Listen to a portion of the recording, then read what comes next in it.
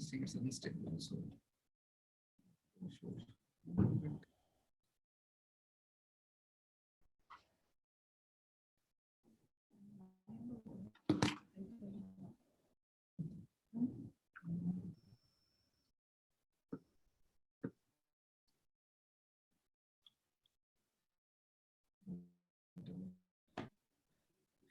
okay, and you will be able to share your slides.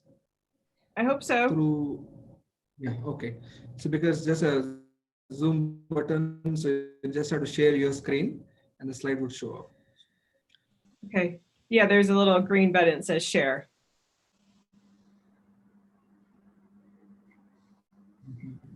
Do you want to try that once? You want me to Hi do it all, now? I'm Dr. Ajay Alexander. I'm the medical head at Procto. Really nice to see all of you here.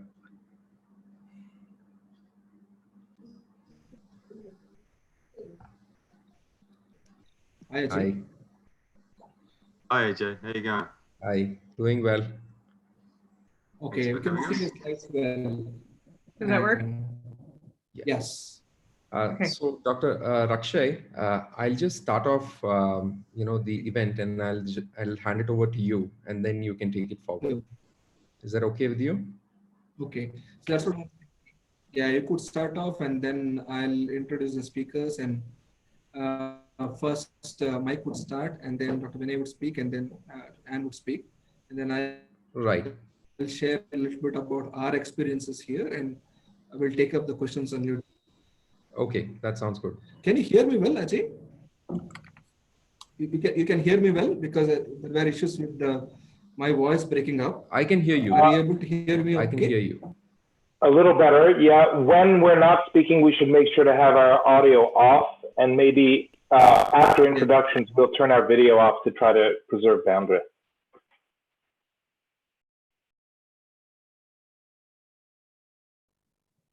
You're live now?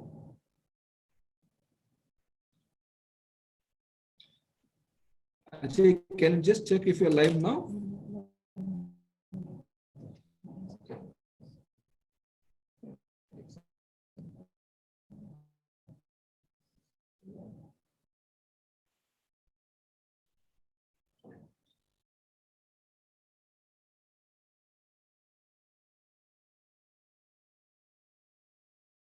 Yeah, we are good to go. Can you hear me?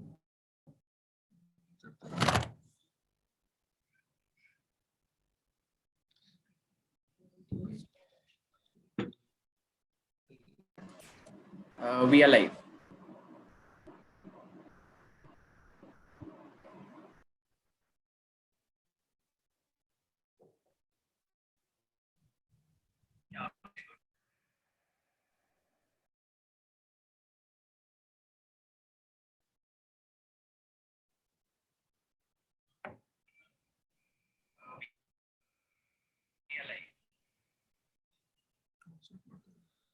It's showing the practical technologies.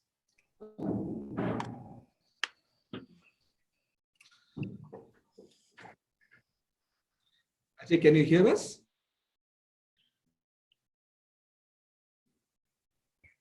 I'm Dr. Akshay Shetty. I am the president of Pedistars India. On behalf of Pedistars and with the help of Practo, we are running our first webinar to look into the role of simulation. So we are quite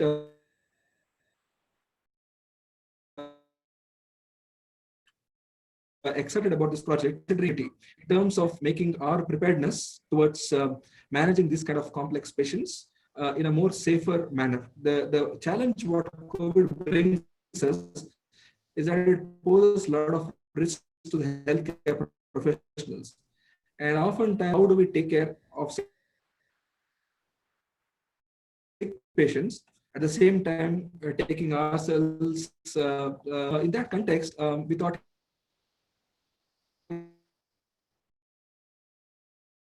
simulation is something with what we have done with this webinar is we have invited people who are not only just experts in simulation but also are leaders in certain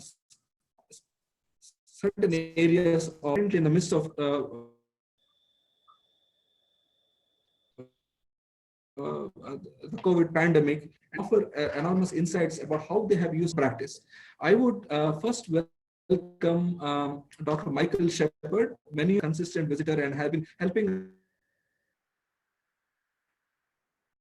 us in terms of running a lot of faculty development programs over what he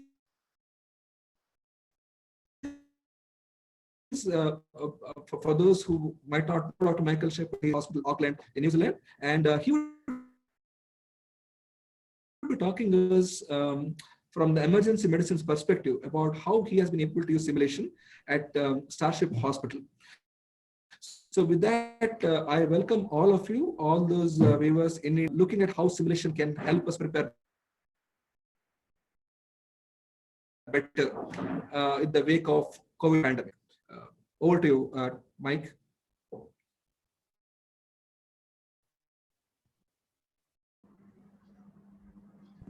Thanks very much, Rakshay, and it's a real pleasure to be invited to talk. And we wanted to talk for a fairly short amount of time and then make sure we left time for questions. As Rakshay says, I'm going to talk a little bit around general organization around planning for COVID and some of the learnings that we are going to take away from it around the emergency department. And I think then Ben and Kadi and Adis are going to talk more about intensive care and wider hospital simulation and the neonatal unit learnings as well. And then I hope we'll spend most of the time talking about opportunities for simulation beyond this in India. So I'll just hopefully share some slides with you guys, and we'll start at the end. We'll go to the start. So yeah, look, my outtake from this really is, I guess we've spent quite a lot of time managing a potential pandemic. I guess it's important to add, before we go too much further, that New Zealand has seen very few cases of COVID-19. I think that's a tribute to our public health interventions, but it also has meant we've done an awful lot of planning just in case. So I'm going to talk a little bit about the structure of our planning process, because I think that's very important. I'll talk a little bit around emergency department management and a brief amount of time on patient care, because I think that'll be covered by others in this talk.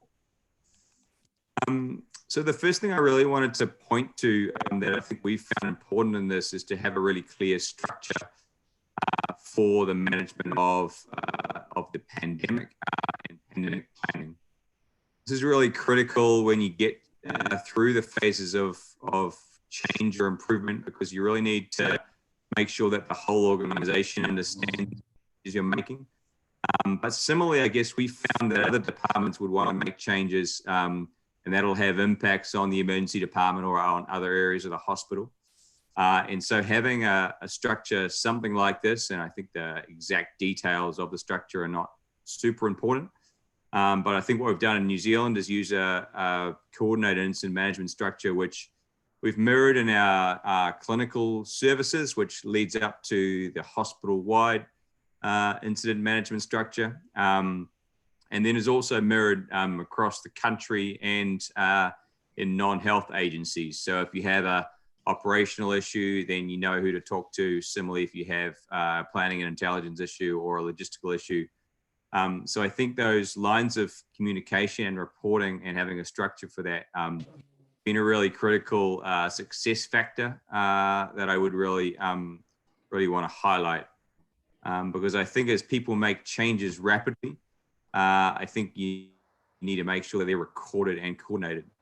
And similarly, the implications for these changes are wide. So I think they involve beyond the hospital, community agencies, ambulance services, and wider health services. So I think structure is really critical to leading this.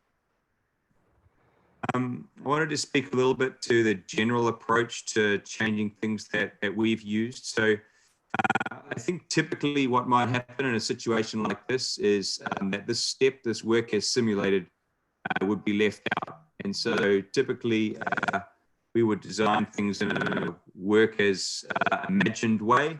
And that's when a group of experts sit around and try to understand how something might go, draw up a guideline or a protocol, and then get into the real cases. I think what we've really found worked well is that a small design group followed by some challenge and modification by a leadership group, and then moving into simulation in order to test that out and to really get it right. But continue to have that cycle back around when you do have real cases or possible COVID cases, which was much more frequent in our case. So you can keep iterating and changing. So this is a real cycle of change here. And I think it is worth noting that it doesn't always go like this. I think this is to some degree a work as imagined. But I think that's certainly the aim would be to run this process. I'm going to talk a little bit about zones as we work through this. So you'll see that I'm talking about zone 2 simulation, zone 0, zone 1, zone 2. I think that's a type of simulation description that we use. And if people want to read more about that, then that's the reference for that. And I'm sure we can make these slides available if people want to look at it. So the particular areas that we wanted to focus on as we worked through this were to make sure that we had our patient flow really sorted, that we knew what was going to happen at triage, that we knew what was going to happen around our emergency department, around patient transfers. But also we wanted to make sure that we had staff working in a way that was going to keep them safe. So we had to model physical distancing and different ways of working around tea breaks and those sorts of things in order to manage departmental function. And all of those are simulatable. They're all simulatable exercises using either actual staff or staff as patients or mannequins. So as some examples, I think it was really important for us to understand how we would screen and triage patients without exposing staff to unsafe practices. So we developed a group of patient examples. So some examples of that might be the oncology patient with fever, a child with a fractured arm who'd been a COVID contact, patient with wheeze. And then we'd work through with our nurses how they might be screened and therefore placed within the department. And so as an example of that, we have developed these sorts of pretty simple algorithms with symptom and contact screening questions, leading on to risk stratification, which we found very useful in order to make rapid decisions and simplify things for people. And that sort of decision-making led on to departmental placement, as well as PPE utilization, which is obviously a hot topic for many people. And once we'd done that, once we'd understood how patients were going to be screened and separated, we then did a series of tabletop simulations around what would this look like on a busy afternoon or evening. So print out a list of patients that might have been in the department at this time last year, for example, or at a similar time, and start working our way through the process of placing those patients in the department. Where do they wait? Who sees them? And develop processes of care around that.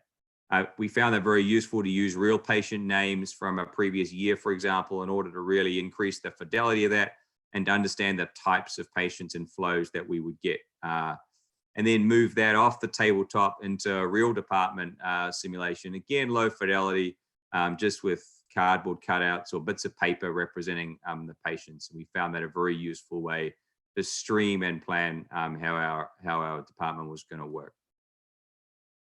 And so we ended up with examples like this of pathways and guidelines. I think the other thing to note is that in this planning phase, staff really love the detail. They really want to tease out the exceptions to the rules. And I think you have to accept that you can't write a plan for everything in this process. So we really took a 90% rule and said, look, if something doesn't fit right with us, then we still need to use our clinical discretion or our senior leadership within services to modify that. The other important finding for us was really around infection prevention functions. So We, for example, found it very useful to take a simulated trauma patient through a series of departments and understand the infection prevention consequences and flow-ons from that. Simple things like if a patient's left on the ward, then how does staff get back to ED? When do they doff their PPE? Those sorts of things are only really tested out through simple simulation, low fidelity. Don't you need a patient? Don't need a mannequin, but need to walk through all the steps in order to test that out. The other thing that we really recognize that is we expected that if we were going to get a lot of COVID, that we were going to run out of PPE. And so we really worked hard on, before simulating the use of PPE, thinking about how we would reduce the risk of exposing our staff to COVID-19, and really focused on this hierarchy of controls around risk management. And the next slide's a busy one, but it just has a series of examples of things that departments can do to reduce the risk to their staff, noting that PPE use is at the bottom of this list. And so we really tried to simulate and plan different ways of working that would make the system much safer for staff. And obviously, at the end of the day, you still need to use some PPE for some patients. But reducing the amount of staff exposed, the amount of changes of PPE, all of those things can make a really big difference to both PPE utilization as well as staff safety and security. And we used a series of different zones of simulation. So zone 0 might be just teaching someone how to doff and don PPE or understand a new airway algorithm. So a very simple step-by-step simulation. We would want to also practice things like just assembling a trauma team in PPE, working through a new algorithm using a pause and discuss methodology, so a stepwise way of doing that. Leading on to probably running a full trauma scenario in PPE, for example, in a zone 2 situation, getting to the end of that and then taking away learnings and debriefing that. So a series of different types of simulation to continue to develop those protocols and pathways and to embed that with staff.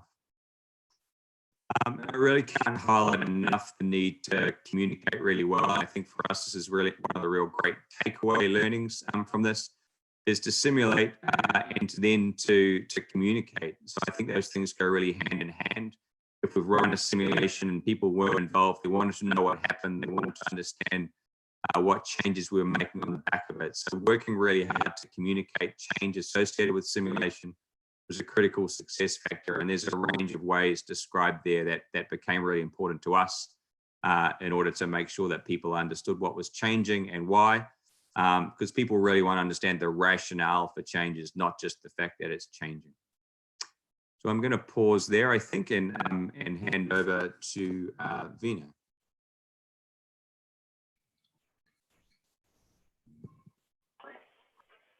Well, thank you, Michael.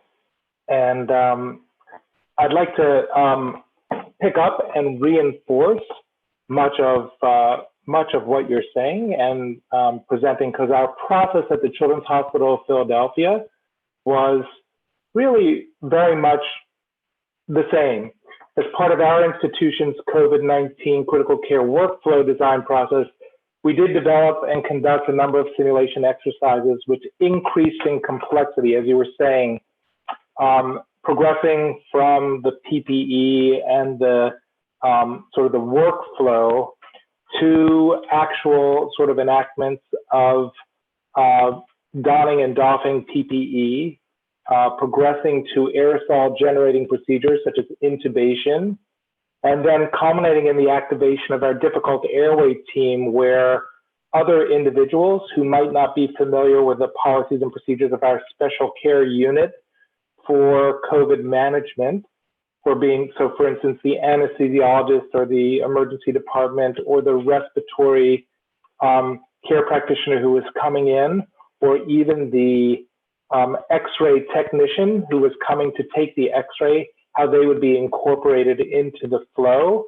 and how we would do crowd control and decrease the number of people who had that urge to run into the room to help.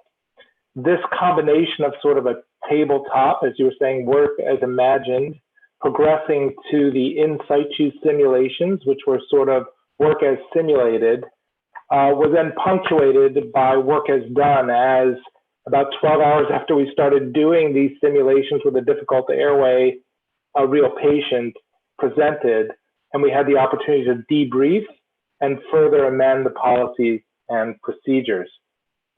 Our hospital has about 1 lakh ED visits annually, a level 1 trauma center, 540 pediatric beds, and about 220 of those beds are intensive care, 100 neonatal and 120 pediatric.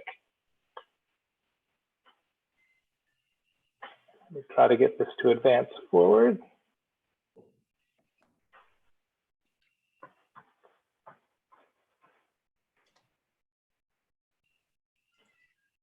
Let me see if I can resume.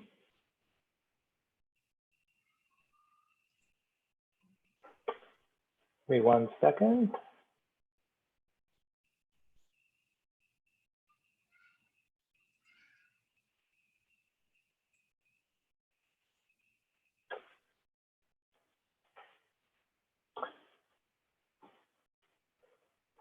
Just to give you a flavor of the of what we have seen at Children's Hospital of Philadelphia as of April 26th, we've had 196 positive patients, of which 79 were seen in the emergency department in 83 visits.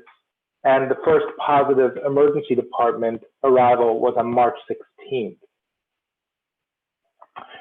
The age has been varied from the young to the old, and the symptoms have been quite variable. But as Michael was saying, what we were able to do for many of the simulations was to draw from our real experience and use real cases to invigorate the providers and also to get ideas about what our challenges would be. And it was that combination of the tabletop, the in situ simulation, work as imagined, if you will, and the real work as done that then fed back into further simulations to try to address both the failure points, but also review the success points and figure out what was working well. And I think that's a really important thing to do, is not just to dwell in the simulations on things that are problematic, but also make sure to acknowledge and understand those things that are working well in order to preserve them, because what we found in our simulations was that as we tried to fix one thing, we also oftentimes would throw something else out of kilter, and that would essentially compromise or have potential for harm.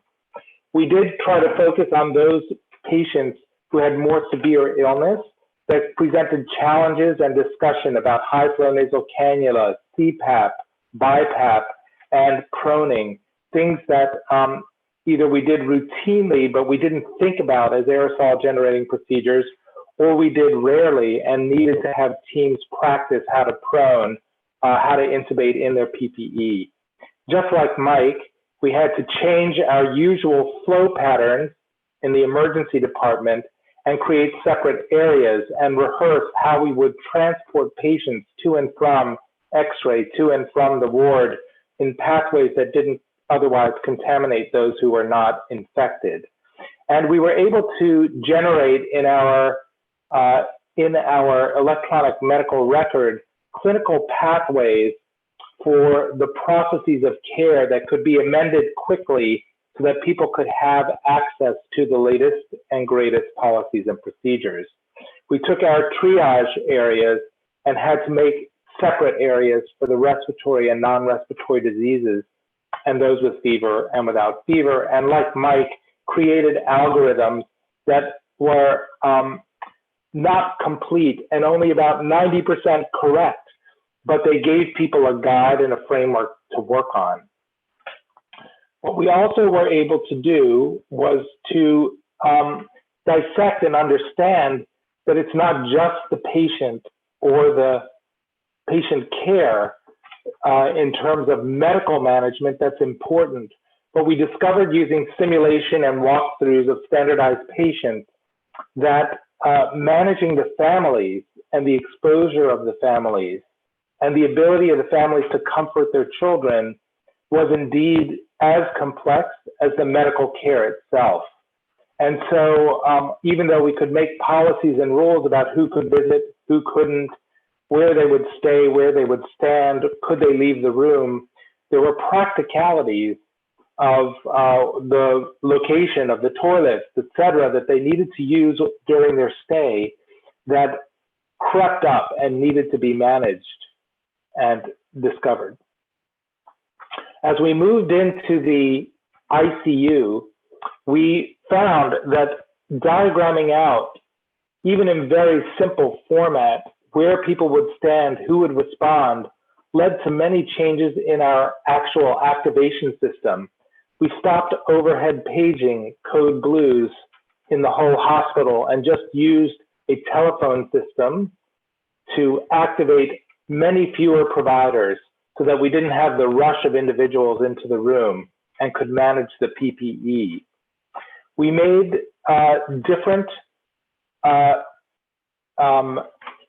locations where you could rapidly access the guidance on resuscitation.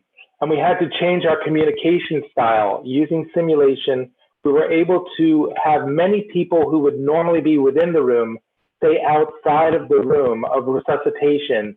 We used two-way communication with FaceTime on iPads, headsets, and two-way radios to even enable the code leader to stand outside of the room and watch what was happening on the iPads. We had to make decisions on whether to offer ECMO or eCPR, and we used simulation to try out to see how few people we could have in the room and whether they could manipulate and accomplish complex procedural tasks in PPE, and had to modify the equipment we use, such as our ultrasound, to use handheld ultrasound that would project to an iPad rather than pulling the whole machine in the room and risking exposure. Our findings from the simulation, augmented by the debriefings of real events, led to a policy, procedure, and job aid that described the new roles that were developed for resuscitation inside and outside of the room, with a diagram that limited the number of people in the room and the location of the equipment and monitors. This was then codified, published, and put on the website for external viewing, comment, and critique, so that others could use it as a starting point template, but that we could get feedback for further improvement. What we found was that our usual equipment had to be augmented.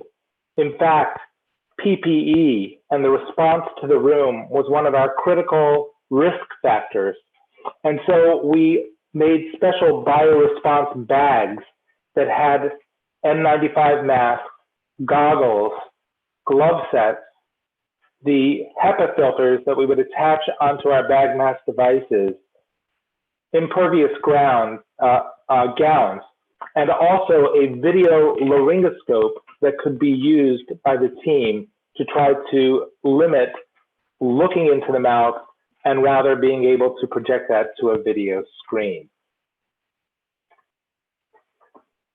In summary, we really followed the zonal approach that Michael identified in terms of basic procedures, donning and doffing, simple skills being trained first, then building up to in situ simulations, and then debriefing of real events. What I'd like to do is to just take the last minute or two to review a few of the things that we tried to accomplish. What did we address during simulation? 1, PPE, donning and doffing. 2, triage and distancing, laying out the patterns of transport. 3, aerosol generating procedures, such as tracheal intubation, difficult airway. 4, rehearsing code blues within and outside the unit. 5, rehearsing emergencies in the operating room, anesthesia now. 6, ECMO. 7, an ongoing orientation of new staff to the special care unit. How did we address time challenges and equipment challenges? 1, we shut down elective surgery and non-emergent admissions. That freed up time and personnel. We allocated these non-clinical care time to training and repurposing of jobs and rooms and functions. We dedicated equipment for the personnel who were working in the COVID and non-COVID areas. And we put the staff on rotation so there would be 1 week on COVID care, 2 weeks off of COVID care in case they needed to be quarantined. We used simulated equipment and purchased a little bit of new equipment, such as remote capable ultrasound, remote capable stethoscopes, and video laryngoscopes, which we didn't have enough of. And we made additions to existing equipment, such as the HVAC filters for the bags and placement of the go bags or the code carts outside of the room. We needed to get extra iPads for two-way communication. And then I'll finish by just echoing what Michael said about how did we ensure stakeholders were involved. Of course, our champions attended the numerous and daily town halls and COVID debriefings to find out the pain points of the organization. What were we struggling with? What were the learnings from the patients that were actually being seen that we could apply and train in simulation? We conducted tabletop exercises starting with 3-person teams, just like Michael did, and then expanded it to include administrators, supply chain, clinicians, and leaders to take that work as imagined and then play it out with in situ sims. We found a pause and reflect approach during the initial in situ sims to be very helpful to address points as they came up. But then it was necessary to run full simulations through and debrief after event in order to get the full flavor of what went well, successes, and what could be improved, failures. With that, I'd like to turn over now to Ann Ades, our neonatal specialist. Ann? Yes, great. Thank you, Dr. Nakarni and Dr. Shelley for inviting me. So I will start. Let me get my slides up.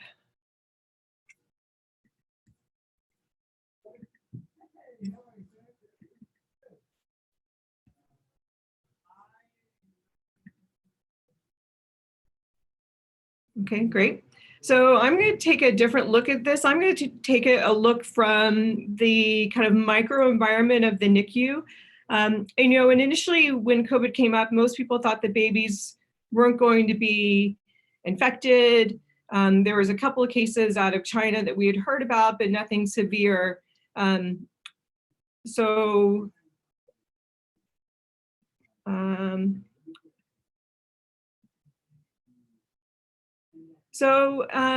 But really it started with me, my journey along this from this COVID that said, someone sent me an email, actually the wise Dr. Nakarni, and said, are you running delivery room sims for the risk of COVID-19 mothers?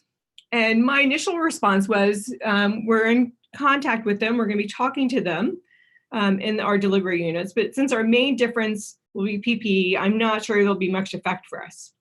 Another colleague of mine said, but it's not too dissimilar to the way we treat other things. But this kind of left a little bug in my ear from someone who's so wise saying that, what are you guys doing about this? He was giving a hint. And it really makes me think of this diagram where I was over here in this unconscious incompetence area where we really didn't know what we didn't know. And just that simple email reflecting on it really made me think about being consciously incompetent, meaning that I knew there was stuff that we didn't know and then we needed to learn it. So the first lesson that I learned from this that I wanted to speak to was to really listen wisely. So when someone wise says something to you, think about it, reflect on it, and really start to think, where do I need to learn more? Where do I not know? Then it next became, how do I get other people to move forward to the same place? The other people who also were thinking this is not going to be a big deal for us in the NICU. We'll just wear N95s or goggles. It won't be a problem. So the next step that I did to move us along this journey is I wrote an email. I used specific wording, not my role as a neonatologist, but my role as a simulation medical co-director. And also everything I'd already learned from the simulation team this morning about the things that we're unconsciously competent about, the things, or consciously incompetent about, the things that I'm starting to learn about COVID and the management that we really don't know how to do yet in the NICU and our delivery room care. So my next lesson was really how to use simulation to leverage moving forward. And I think this is really important. Part of it was really just getting people in the room to talk through what the steps were going to be. We really didn't need a mannequin, as Dr. Nicardi mentioned. We just needed to have the key players in the room. This included infection prevention and control. They were actually incredibly important to have in the room because they really helped us to understand what it was that we needed. And also by having all these key players in the room to talk about how we were going to respond to delivery of a mom that was COVID positive or unknown, really allowed us to refine our policies and make everyone understand that this is actually where details matter. It's very easy to unwittingly contaminate yourself. The next thing that came out was that we, to other leverage to get people again to buy into this, we had to make sure we have the right processes for not just the mothers and the babies that we'll be caring for, but also all the staff who will be involved. The staff had already told us, we'd already heard they were very nervous. Everyone felt like they were going to get COVID from a patient, from a parent. And so we really need to be able to reassure our staff by doing simulations that we can safely care for these patients without putting ourselves at too high of a risk. So that brings me to lesson number 3, which is really understanding the priorities of the stakeholders, which the priorities for our stakeholders really were keeping them safe, and also the priorities of the stakeholders from the hospital, which was PPE conservation. So limiting the number of people that are going to be in the room, limiting how are we going to transport these people, who really needs to be in the full PPE, when do we really need to use full PPE. This picture you can see is a very simple kind of walkthrough of where we're transporting a patient from the delivery room to our cardiac intensive care unit. We are not in full PPE here because during our simulation, we did not want to use the PPE and waste anything. So, but we were still able to simulate it. And you can see we were able to figure it out. There's actually another monitor here who is someone who walks us along, who makes sure that we don't touch anything along the way and contaminate anything along the way. The next thing I learned from simulation, so this, and I had already shown a picture quite like this. So you can see this is what our codes usually look like when we have a code in the NICU. There's a ton of people around. You can imagine there's lots of challenges with this. And we have been talking for years and years and years about how to do crowd control at our codes. So we took advantage of COVID to say we need to limit the number of people who are in a room and who are at a code.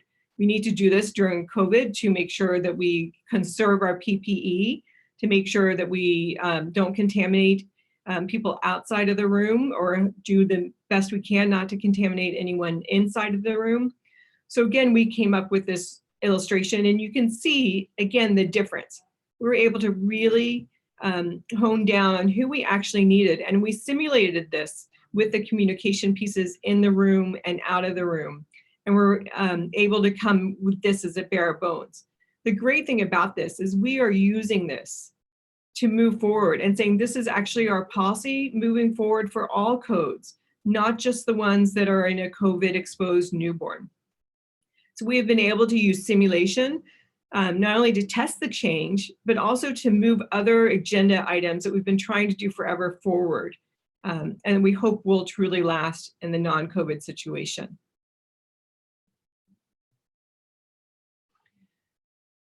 The last lesson I wanted to talk about from a COVID standpoint that we learned using simulation was innovation. And really it is the more we learned about how we're in this consciously incompetence phase and we were learning, there's so much more that we could do with this. So we could use simulation to innovate. So now we are using telesimulation for our learners since we are not able to do live in-person simulations. So we will have a team of 3 people caring for a mannequin and 2 fellows or learners who are on using a remote platform to lead the code. We are looking at new ways of communicating during acute events with this, with even the idea of teleresuscitation. People have used simulation and innovation as a way to develop new ventilators. We were very involved in the PPE reprocessing systems that took place at CHOP. So when they decided to come up with a way to reprocess the N95s, simulation was intimately involved in that process. And I think there's still a lot of things that we don't know and that will innovate or let's do research. Do newborns actually aerosolize? We've been talking about if it's so important to protect ourselves during intubations for COVID, is it not just as important if a patient has flu or another thing that when you intubate them can aerosolize? Then maybe newborns don't even aerosolize that much. And that is something I think will lead to a lot of interesting research in the future. So I think, we were able to use simulation as a force for positive change. We were approached early on in the process, actually, when CHOP was developing the remote testing sites. So we were using that whole systems testing of the tabletop sim of drawing out how the remote testing was going to take place, then going to the site and mapping out how the cars were going to drive through, and where the people were going to be that were going to be the testing, how we were going to store the swabs, how we were going to deal with getting labels printed out for the swabs. And I think now after this, people really understand much better the power of simulation. So in summary, what I would say are lessons that I've learned before and will probably continue to learn. Always listen wisely, acknowledge that there are things that you don't know, and use simulation to discover those. Learn and apply them. Leverage your expertise as a simulation person or your simulation department.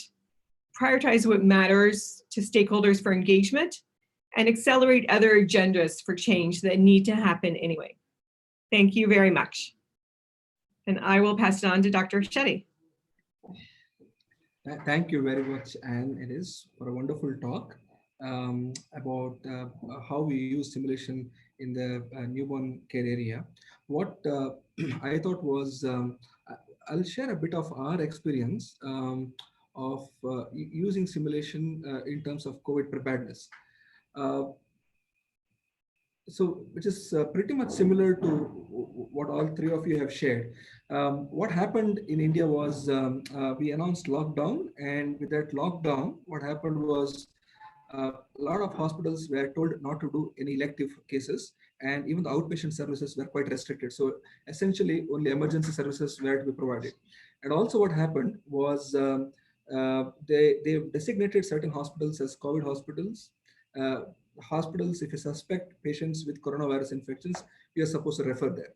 And with that, what happened was a lot of government organizations had to take up the burden of taking care of COVID patients, and a lot of private hospitals didn't have to. But this also provided a lot of unique opportunities to us, because oftentimes when we talk about simulation, our experience, especially in India, has been with the limited manpower we have, finding a time space to do that becomes extremely daunting. I mean, it's lots of clinical work, figuring out of time, getting all the team members to come and run simulation. That has been the hardest part as of now. So this time, because the clinical work dramatically dropped, provided us with this opportunity of time in terms of designing scenarios, running them, testing them, so that we can get prepared towards an eventuality where if there were to be a community spread, then they are going to come to every other hospital, and then we can be prepared. So I'm just going to share some of our experiences in terms of running and using simulation towards COVID preparedness. So like what Mike and Vinay just mentioned, I mean, initially we did plan a protocol, work as imagined. And then subsequently, we used this SIM zone principles, which Dr. Mike Shepard did actually allude to. For those who are uninitiated about SIM zones, what it essentially says is the various intensity with which we run simulation. Now, for example, when we talk about zone 0, we're talking about essentially skill-based training. Whereas when we're looking at zone 3, zone 4, we are looking at more of human factors delivery, where we are dealing with the teams who are experts, but we are very interested in to find out why is that expert teams unable to deliver the expert care. We are looking at those human factors at play and trying to explore and fine tune our work environment so that an optimal outcome comes out of it. So oftentimes it's important for us to have this objective very clear. Commonest mistake is, I am an expert, so I'm always have to be in zone 3, zone 4 simulation training, right? But what happens is I am a novice when it comes to preparedness of COVID-19. I have not used PPE as often. So for me, even for me, or for those who are experts in terms of giving intensive care, there are many skills and areas where we might be at zone 0, zone 1. Okay, so that's very important for us to understand what kind of simulation should be offered.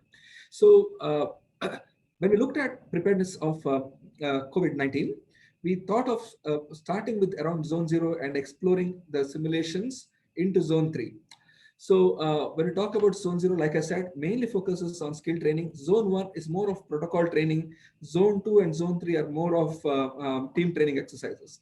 And oftentimes for zone 1, you would use pause discuss, which means you would allow the scenario to run. The instructor is in the scenario, he stops the scenario, debriefs, so that people could take certain corrective actions and allow the scenario to go through. Whereas in zone 2, we would go to things like what went well and what could have been done better. And we would do more of advocacy inquiry in zone 3 and zone 4. So just to give certain example, so this is an example where initially we started off with the PPE training exercise. So PPE donning and doffing. So initially, our PISU team took a lot of pain to teach exactly the way to don and doff, where to don and doff. And what we did subsequently was, in ICU and in emergency room, we held a competition on a daily basis.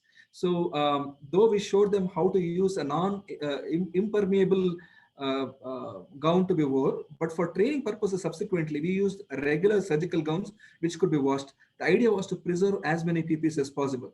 And what we did on daily basis was created a dashboard and asked nurses, like a competition, to wear PPE and see who takes the shortest time to don and off. And that kind of helped people a lot. And oftentimes, initially, there's a lot of fear about COVID.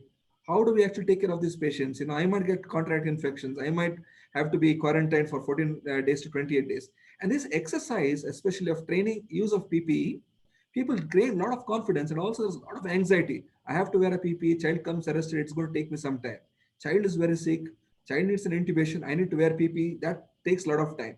When we did this exercise where people have to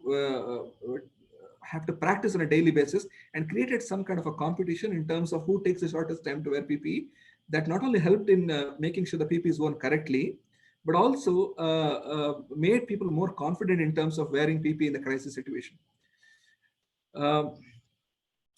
Then what we did was, like what we just mentioned, we looked into testing the process, especially of the emergency room. We closed the main entrance of the hospital and everyone has to enter through the emergency entrance. And there was a whole triaging system to figure out if the patient was at risk for COVID or not. And then we were concerned what would happen to those sick children who might come to the emergency room and whether we could triage them well or not.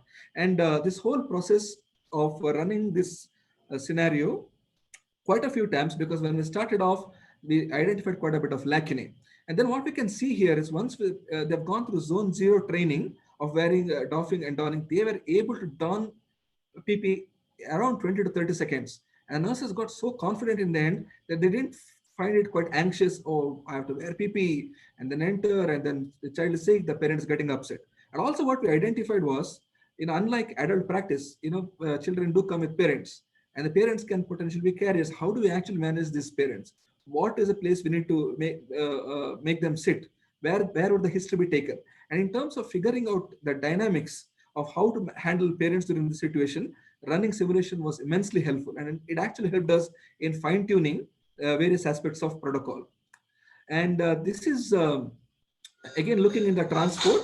So we had quite a few elevators, and figuring out how to move the patient, which elevator to use, how do we involve security team in terms of cordoning of the entire area, making sure the lift comes on time, make sure the lift is locked and goes to the correct floor of ICU, does not stop in between and does not take any more passengers. That actually helps security team quite a lot too, in terms of knowing how do actually they deal with the COVID patients. And again, we ran this scenario quite a few times because there were many system-related issues we identified, and we rectified it, and we kept on running it till we got the things the way we wanted. And subsequently, through the journey through ICU, we ran scenarios about how do we actually take a patient who's in ICU, lands up developing respiratory arrest, and you need to intubate.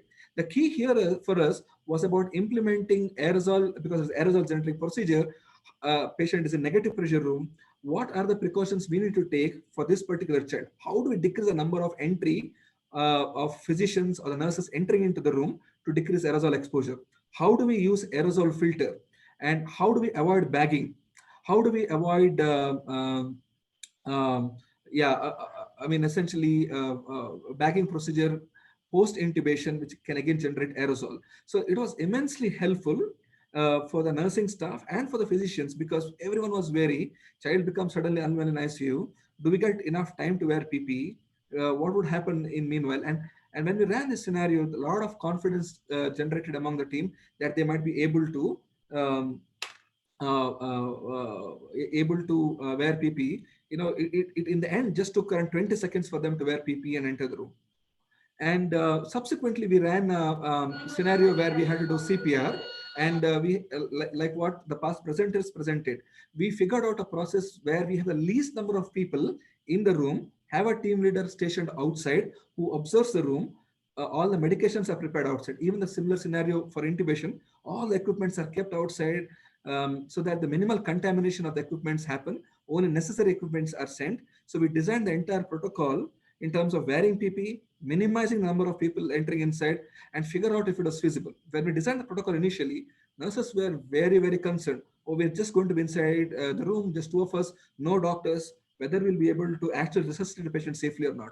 And when they actually went to the simulation, they felt very, very confident that they were actually able to do it.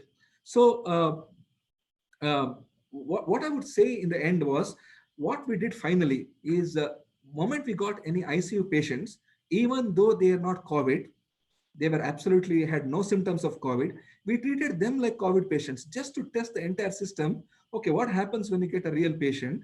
And if I were to wear a PP for 6 to 8 hours and manage a patient, is it possible? So we were trying to look at real life experiences apart from simulation in terms of testing the protocol. How do we move the patient from to the ER? How did we shift the patient from emergency room to the ICU? How did we manage those patients 6 hours in ICU? How can we decrease the exposure of doctors' visits inside the ICU? How can we get a lot of information without entering the room? Those kind of things per shift we could actually gauge by taking those patients who are not COVID, but using COVID protocols to ensure that if we get a real COVID patient, we are far more comfortable. By this exercise, what happened was, nurses were initially worried, oh, will I be able to wear PP for that long? And when they actually managed the patient, non-COVID patients like a COVID patients, they felt, it was not a big deal for them. They could actually manage it quite well. And they felt much more confident and comfortable in terms of taking care of a real COVID patient. So with that, I would just conclude a brief talk of mine. So what we felt was, a lot of planning in terms of what is a clear objective. Are you looking at zone 0 training? What kind of debriefing practices you would want? For example, we looked at use of PP, donning and doffing, use of viral filter for intubation as a very specific zone 0 skill. Even experienced physicians had to go through zone 0 training. So it's a common misconception to think that a zone 0 training essentially means it's for a really junior trainee. There are many things we might be novice at, and we might have to go through zone 0 training. And also it helped us in refining our unit protocols and process. It helped in a lot of interdisciplinary training. I didn't share the work done by our neonatal team and obstetric team. They too ran quite a bit of simulations to figure out what's the best way to manage a pregnant lady, and also running a newborn resuscitation in the operating room.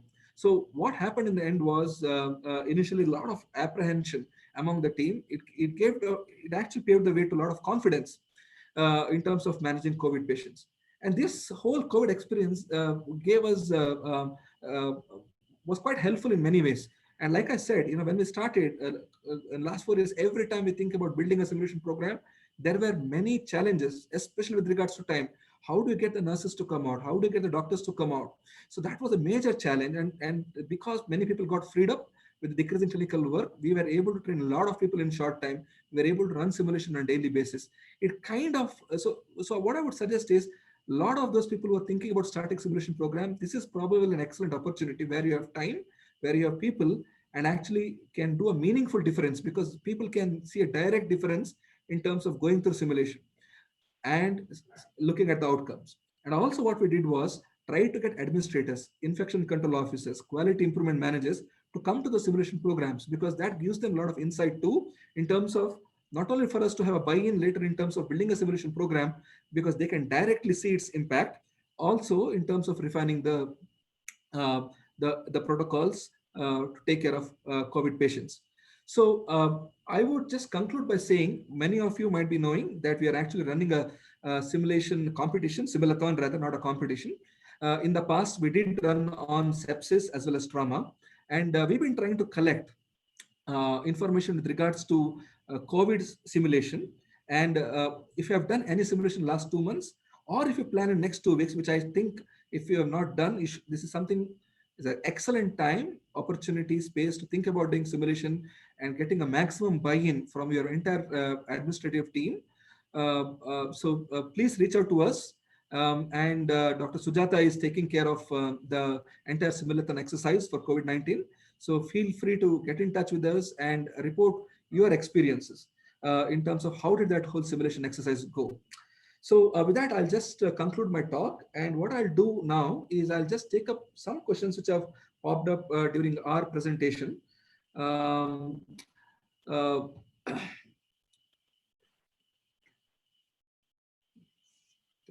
sharing now.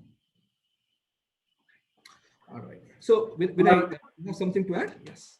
Yeah, I was wondering, I noticed that that in some of the simulations, like the one that Anne presented, they were kind of faking using the PPE in order to preserve the PPE for the real patient.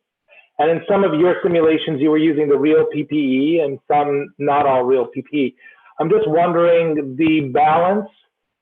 Maybe Anne and Rakshay and Michael, you might each comment about whether you feel the balance of actually putting on the real PPE is so important that it's worth wasting it, or whether it, or whether that's the right way to do it, or whether you should actually use the real PPE.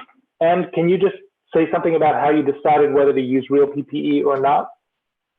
Yeah, so we decided not to for most of our simulations, mainly because the donning and doffing of the PPE was not as important as the processes of moving. We realized that with full PPE on and 95s and goggles, that perhaps there's some other communication challenges that can come up.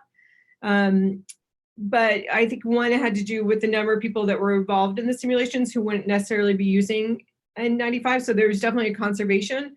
But I think a lot of it had to do with what the actual objectives were of the simulation, and that we didn't feel like using actual PPE was necessary for the learning, for what we wanted to learn and discover. We had the same experience that when we covered our faces, it didn't have to actually be with the real PPE, but when we actually covered our faces and could only see the eyes and they were behind goggles, the communication that we did during the transports, et cetera, was very much different, muffled and more difficult. How about you, Michael? I would say the same. I think it depends on the learning objectives, but I definitely think what we did was issued everyone with one training N95 mask, and ask them to keep that for the duration of their kind of practice, and that worked pretty successfully. We also just wrote on surgical masks that this was an N95 at times in order to simulate that at other times. But I think we really found that communication factor and the time factor important to simulate in many situations, but not important if, for instance, you're practicing infection prevention control by transporting a patient through the hospital. So it depends on the learning of people.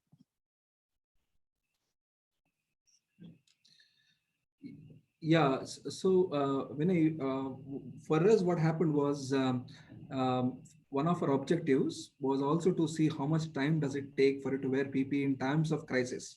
So it was important for us. So what we did was while training, we trained people using initially with N95 masks, but then when we ran the scenarios, it was not very important for us it to be a N95 mask in the sense that we replaced that with a surgical mask. We replaced impermeable gowns with the surgical gowns, which can be easily washed and reused. So we just changed the components, but what we were testing was more of, how much time does it take you to wear gowns, mask, and how do you communicate with those on in times of crisis. So that way we were able to wear PPE, use that in the times of simulation, but not really use the ones like N95 masks, which are at shortage, and not waste them during the simulation exercise. I was also interested, Rakshay, in that your nurses could don PPE in 30 seconds or less for emergencies. In simulations, we tried to do it, and we found that about 2 minutes with an observer was about the limit before we started making a fair number of mistakes or having people rush in before they were really adequately, particularly the wrists where the gowns would meet the gloves were not taped well or were not secured. Did you do something special that allowed you to don so quickly? Yeah, so a couple of things. There was what happened was initially out of anxiety, like you said, a lot of the ways the PP was worn was not completely appropriate. So there were issues with not wearing N95 properly. There were issues with especially the gloves and the gown interface being completely exposed. That was the commonest issue we noticed. So like I said, what we did was keep this competition on a daily basis of wearing PP correctly. And also so that whoever wears it in short time, it's kind of create a dashboard and we write down how much time each person took to wear PPE. That kind of exercise helped. And what we did also was to ensure that the PPEs are worn properly. We made the shift in charge nurse as a supervisor person who observes whether the PPE is worn properly or not, like a donning buddy, to ensure that they have worn it properly before they enter, to ensure the completeness of how the PPE is worn. But for us, I think creating this kind of a competition on a daily shift basis of who takes the shortest time to wear PPE among everyone, that kind of helped us in terms of reducing the time towards donning PPE in particular. I see that we're short on time. For myself, I think what I've learned most through this is that it's a continuous cycle of work as imagined, work as simulated, work as done, which then feeds back into the policies and procedures, work as imagined, etc. That it's one continuous process and that it works for me more than just for COVID, but really applies to virtually every situation beyond COVID. And we're really going to move to use this more in the new normal. Not only in taking care of the COVID patients as they come, but also as we undistance, as we sort of recover from COVID, how to change those policies back to for influenza, other things. Yeah, I would really echo that, Vinay. I think for us, this is, I think, a real great proof of concept to people that weren't already involved in simulation, that simulation is an incredible force for good within the hospital as a rapid change agent and change enabler, making sure that we can improve rapidly and safely. And I think that really should be the takeaway message from simulation to our hospital leadership, which is COVID's really demonstrated the power of simulation to make our hospitals work better. And that should be harnessed at all times, not just in a potential pandemic situation.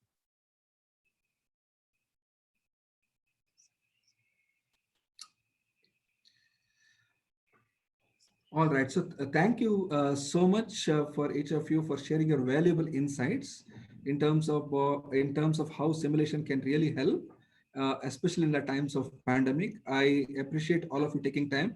I know it's been you're all in different time zones, one in New Zealand, one in US, and it speaks a lot. You're taking time and sharing your views with us. Thank you so much, and have a nice day.